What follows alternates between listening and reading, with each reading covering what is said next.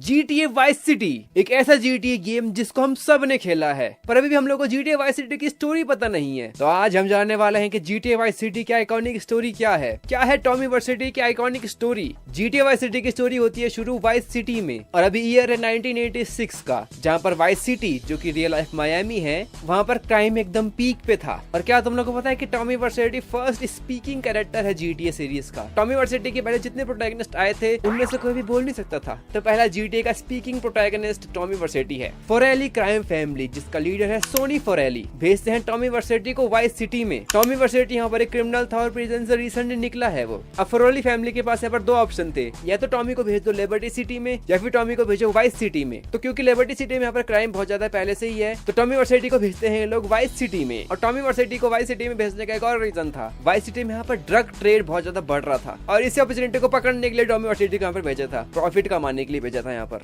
Vice city में आने के बाद टॉमी, हैरी और ली मिलते हैं केन रोजनबर्ग से, जिसको बोला गया है इन तीनों को एक ड्रग डील में ले जाना, और वो ड्रग डील हो रही है वैंस ब्रदर्स के बीच में। पर जैसे यहाँ पर डील हो रही होती है, डील को एम्बुश कर देते हैं कई लोग, और वैंस ब्रदर्स का एक भाई हैरी और ली ये लोग मर जाते हैं इस एम्बुश के कारण, और जितना भी यहाँ पर ड्रग था और पैसा था वो चोरी हो जाता है। पर टॉमी और केन रोजनबर्ग सर्वाइव कर जाते हैं। टॉमी और केन रोजनबर्ग सोचते हैं कि आगे क्या करना है, और इसी बीच टॉमी यहाँ पर कॉल करता है सोनी को, जिसने यहाँ पर टॉमी को वाइस सिटी भेजा था। और टॉमी सोनी को बताता है कि कैसे ये डील एम्बुश हो गई थी, और ये डील एक एम्बुश ही था, मतलब ये डील कोई नहीं थी, ये साजिश थी। ये सब सुनने के बाद सोनी एग्री करता है कि टॉमी को सिचुएशन हैंडल करने देगा, वो टॉमी को ज्यादा ऑर्डर नहीं देगा, टॉमी को थोड़ा बड़ा डिसीजन खुद लेने देगा। इसी बीच यहाँ पर केन रोजनबर्ग बताता है टॉमी को जुआन कॉर्टेज के बारे में। अगर मैं यहाँ पर कोई नाम गलत ले रहा हूँ तो प्लीज माफी चाहूंगा। ये एक रिटायर्ड आदमी है जिसने यहाँ पर वो डील सेटअप करने में मदद करी थी। जुआन कॉर्टेज से मिलने के बाद टॉमी वर्सिटी मिलता है मर्सिडीज कॉर्टेज से, जो कि कॉर्टेज की डॉटर है। मर्सिडीज कॉर्टेज यहाँ पर टॉमी को बहुत सारे लोगों से इंट्रोड्यूस कराती है, जैसे कि वाइस सिटी का लार्जेस्ट ड्रग लॉर्ड रिकार्डो डीएस।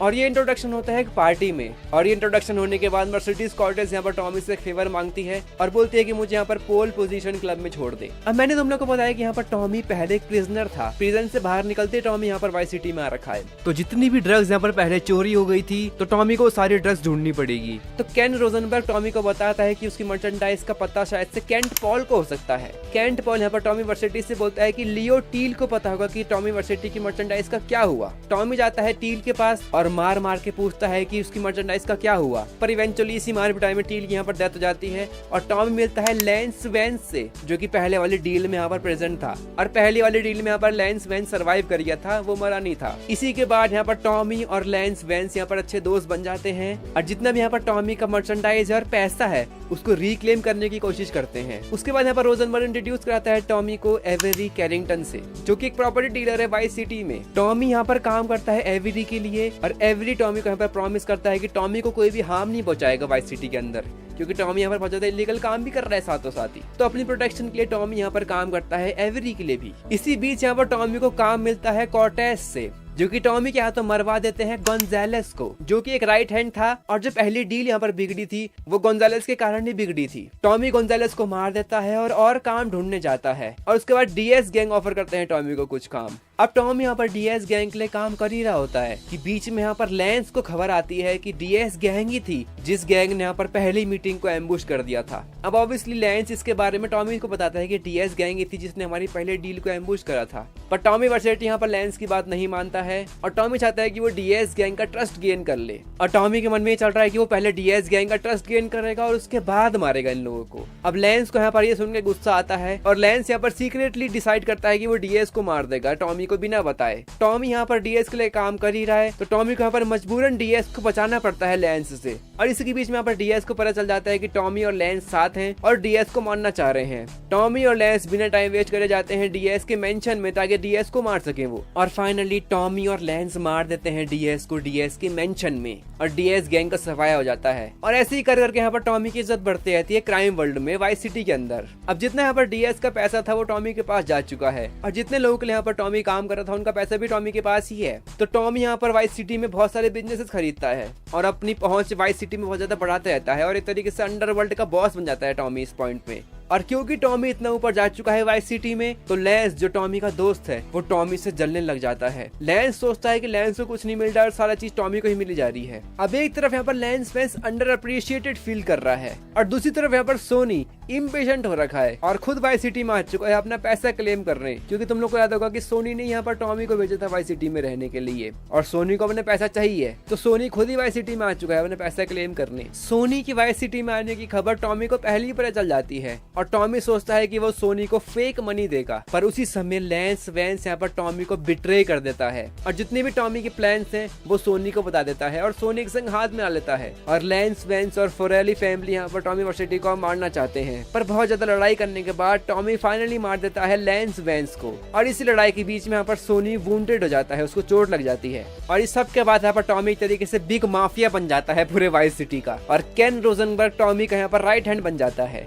गेम के एंडिंग में जब यहाँ पर लैंस वैंस को टॉमी मार देता है तो टॉमी कन्फ्रंट करता है सोनी को और सोनी को बोलता है कि जो पहली एम्बुश हुई थी यहाँ पर ड्रग डील में वो भी सोनी नहीं कराई थी। सोनी इन सब एलिगेशन को डिनाई करता है ऑब्वियसली और बोलता है कि वो टॉमी को ओन करता है और इन दोनों के बीच में यहाँ पर लड़ाई हो जाती है और अल्टीमेटली यहाँ पर सोनी भी मर जाता है, क्योंकि पहले वो फाइट यहाँ पर बाहर रह रहा था पर बाद में उसकी भी डेथ हो जाती है। अब बात करते हैं थोड़ा बहुत की स्टोरी खत्म होने के बाद क्या क्या हुआ होगा या फिर क्या हुआ है। टॉमी वर्सेटी के जितने अपोनेंट है सारे ऑब्वियसली मर चुके हैं, तो टॉमी वर्सेटी वाइस सिटी का एक तरीके से बॉस बन चुका है। सोनी फरेली की यहाँ पर डेथ हो चुकी है तो फरेली फैमिली यहाँ पर टूट जाती है पूरी और लियोनी फैमिली यहाँ पर बढ़ती आती है वाइस सिटी में ऊपर और लियोनी फैमिली और सिंडाको फैमिली यहाँ पर लिबर्टी सिटी में भी अपने रेपुटेशन ऊपर करते रहते हैं। तो ये लियोनी फैमिली की कहानी और सिंडाको फैमिली की कहानी जीटी सैन एंड्रियास में भी है। अगर तुम वो जानने में इंटरेस्टेड हो तो जीटी सैन एंड्रियास की स्टोरी का लिंक तुमको मिल जाएगा डिस्क्रिप्शन के अंदर, तुम वहां जाके चेकआउट कर सकते हो। तो ये थी the entire story of GTA vice city. अब मेरी हर स्टोरी वीडियो की तरह इस स्टोरी में भी मैंने कुछ पॉइंट छोड़ दिए होंगे जो कि यहाँ पर मेन स्टोरी से इंपॉर्टेंट नहीं होंगे और मुझे पता है कि मैं वाली वीडियो बहुत ज्यादा लेट डाल रहा हूँ, तुम लोगों ने मेरा कम्युनिटी पोस्ट पढ़ ही लिया होगा, पर मैं तुम लोगों को बोलना चाहता हूँ thank you so much for 1000 subscribers. मुझे लगा नहीं था कि मेरी GTA सैन एंड्रियास की वीडियो में यहाँ पर 20,000 व्यूज आ जाएंगे और thank you so much for 1000 subscribers. ये हर यूट्यूबर का ड्रीम होता है कि 1000 सब्सक्राइबर्स जल्दी हो जाए और मेरा ये ड्रीम तुम लोगों ने ही पूरा करा है, तो थैंक यू सो मच। और अब 1000 सब्सक्राइबर हो ही चुके हैं तो मैं हमेशा कोशिश करता रहूंगा कि मैं तुम लोगों को बेस्ट क्वालिटी कंटेंट दे सकूं। और अगर तुम्हारे मन में कुछ आइडियाज है कि 1000 सब्सक्राइबर स्पेशल में क्या करूं मैं, तो प्लीज कमेंट डाउन बिलो,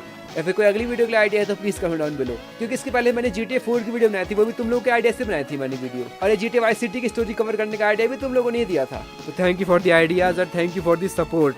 तो इसी के संग अपने वचनों को मैं यहाँ पर विराम देना चाहूंगा और तुम लोगों को दोबारा से बोलना चाहूंगा thank you so much for 1000 subscribers. बाकी हमेशा की तरह मैं मिलूंगा तुम लोग को अगली वीडियो में। Peace out.